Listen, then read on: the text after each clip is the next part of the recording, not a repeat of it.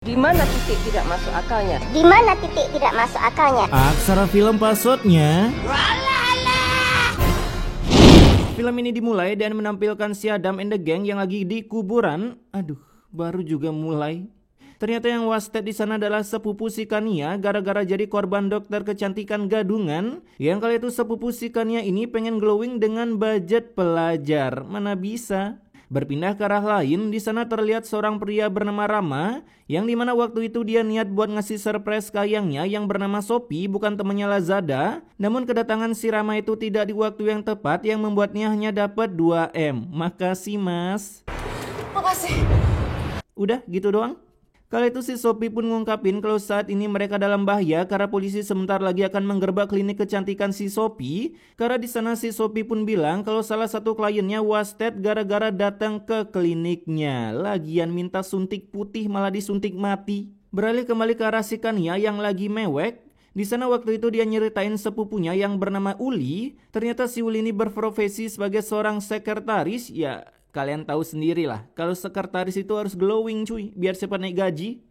Dan ketika menceritakan semuanya itu, si Kania pun berambisi buat nangkep si dokter gadungan itu. Dimana si Kania pun mengingat kembali pada saat dia ngeliat si Uli yang mukanya full udah merah-merah mirip Hellboy. Di sana si Uli pun bilang jika kondisinya seperti ini karena datang ke sebuah klinik keburikan. Nah, si Kania pun langsung mendatangi Sophie yang waktu itu berada di kliniknya dan minta pertanggungjawabannya. Di sana si Sophie pun malah ngeles dan bilang kalau si Uli ini mungkin punya penyakit lain, makanya penyebabnya dia bisa langsung wasted.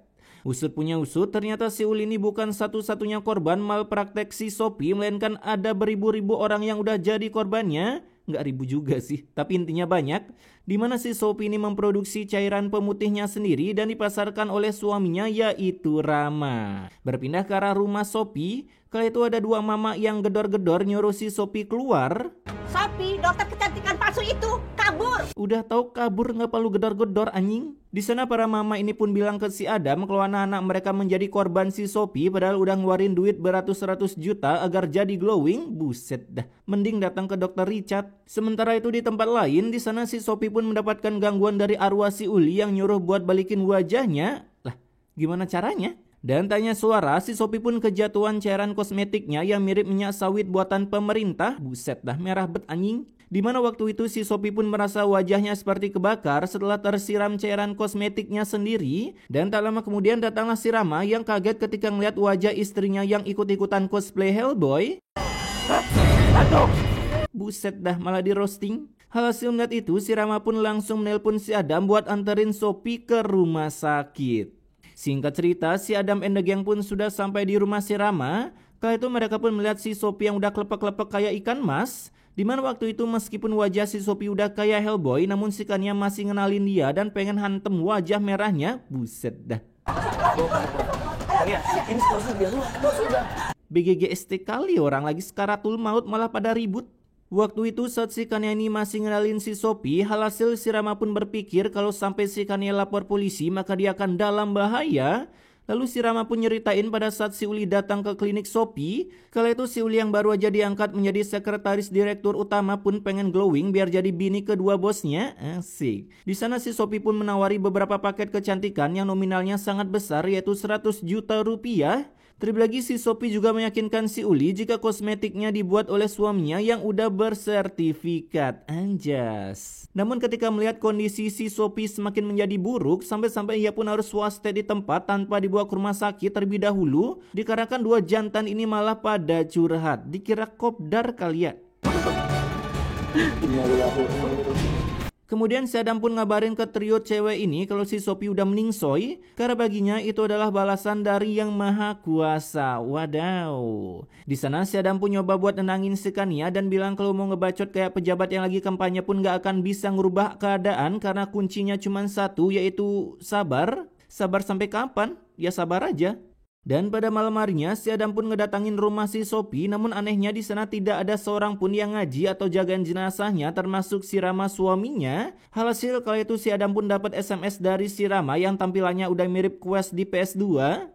Di sana si Rama pun bilang kalau dia udah pergi jauh dan nyuruh buat nguburin aja jenazah si Sophie. Buset dah. Dan tak berselang lama datanglah Pak Haji dan Pak RT, di mana waktu itu Pak Haji pun geram dengan kelakuan si Rama yang tiba-tiba hilang dari line. Alhasil Pak Haji pun nyuruh si Adam buat laporin si Rama ke polisi. Berpindah ke arah lain, di sana ada trio minion ini yang lagi ngobrol.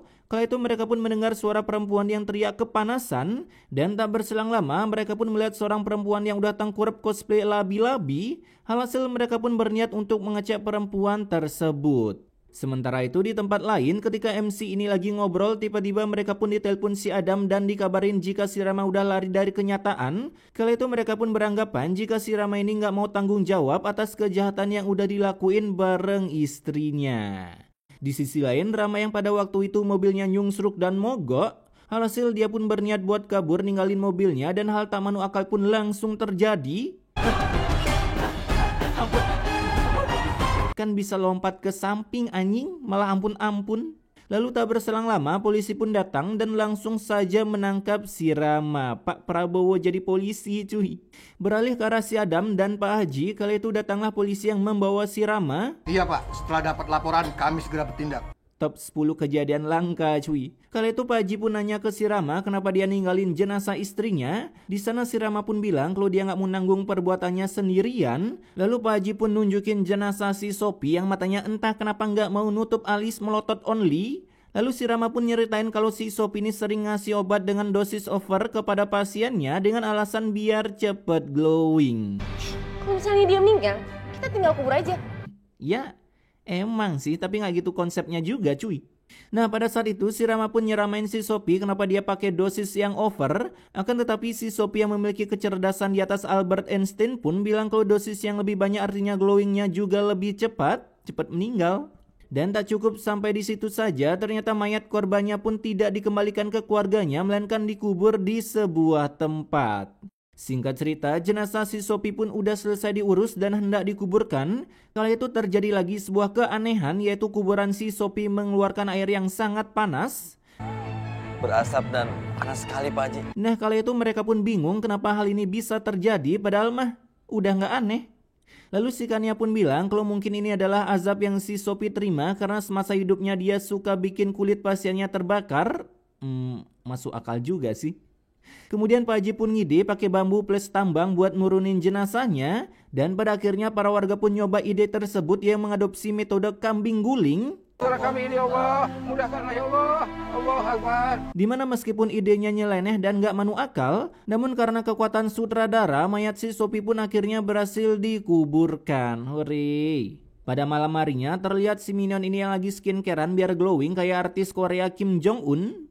Kala itu dia pun menggunakan krim malam budget Kang Ojek yang bahannya 99% merkuri. Hasil setelah dipakai dia pun merasa kepanasan, namun untungnya si Daus ini punya ide cemerlang dengan ngasih kecap ke wajah si minion. Lu diam aja. Emil, gila Emil, kayak gitu pastinya. Ya udah makasih Bang Daus. Langsung cosplay Atta Halilintar cuy. Tamat.